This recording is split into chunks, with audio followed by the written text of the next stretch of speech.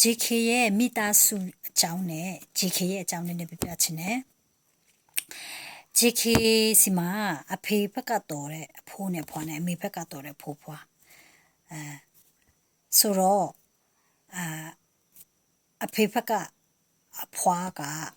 ဒီနန့်ခမ်းမြို့မှာဆိုရင်ကိုပိုင်ကျောင်းတွေဖွင့်ထားတယ်ပြီးရင်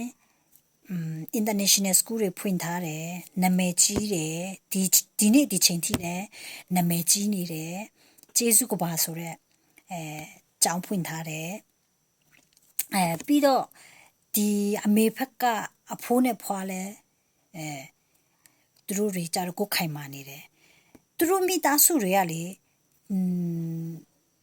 ဖျားရဲ့ကောင်းကြီးတစ်မျိုးပဲဘာဖြစ်လို့လဲဆိုတော့လေသူတို့ကလေခမီခမက်တွေဒီလိုမျိုးစစ်စစ်လုံးလုံးနဲ့ချစ်ချစ်ခင်ခင်နဲ့လေဒီလိုမျိုးဖေးမကူညီပြီးတော့ဒီလိုမျိုးနေတဲ့ဟာကိုမြင်တော့လေအထက်တယောက်နဲ့တယောက်ဖေးမတယ်ဆိုတာထက်ကွာဖျားရဲ့ကောင်းကြီးကလေသူတို့ဘယ်လိုပြောမလဲဒီနေ့ဒီချိန်ထိကွာဒီဘက်ကအဖိုးနဲ့ဖွာလဲရှိသေးတယ်ဒီဘက်ကအဖိုးနဲ့ဖွာလဲရှိသေးတယ်ဒါကဖျားရဲ့ကောင်းကြီးတစ်မျိုးပဲလို့ကျွန်မမြင်တယ်နောက်ထပ်ဒီနေ့ပြောချင်တဲ့အကြောင်းအရာပါလဲဆို JK ရဲ့အဖေ JK ရဲ့အဖေကဒီသူက sound engineer ဘယ်လိုလဲဆိုတော့ဒီ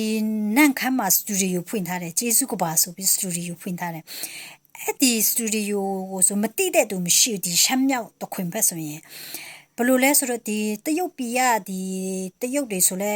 အဲ့ဒီစတူဒီယိုမှာလာပြီးတော့ချင်းလာတွင်းကြတယ်ရှမ်းတွေရောပလောင်တွေရောကချင်တွေရောဘာတိုင်းရင်သားပေါင်းစုံမဲ့အဲ့ဒီသူတို့စတူဒီယိုမှာ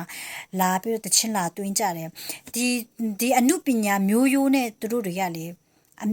ဘယ်လိုပြောမလဲအမြဲတမ်းဆက်နေတယ်JK ရဲ့အဖေဆိုရင်အရန်တော်တယ်ဒီmissing ဆွဲတာတချင်းတွေ mastering လုပ်တာဒါတွေအရန်တော်တယ်အမှုပညာအတိုင်းဝန်းနဲ့အမြဲတမ်းထိတွေ့နေတဲ့မိသားစုတွေဖြစ်တယ်ပြီးတော့ JK မှာဆိုရင်မောင်နှမ9ယောက်သူကအကြီးဆုံးသူတို့မောင်နှမတွေအကုန်လုံးအရန်တော်ကြတယ်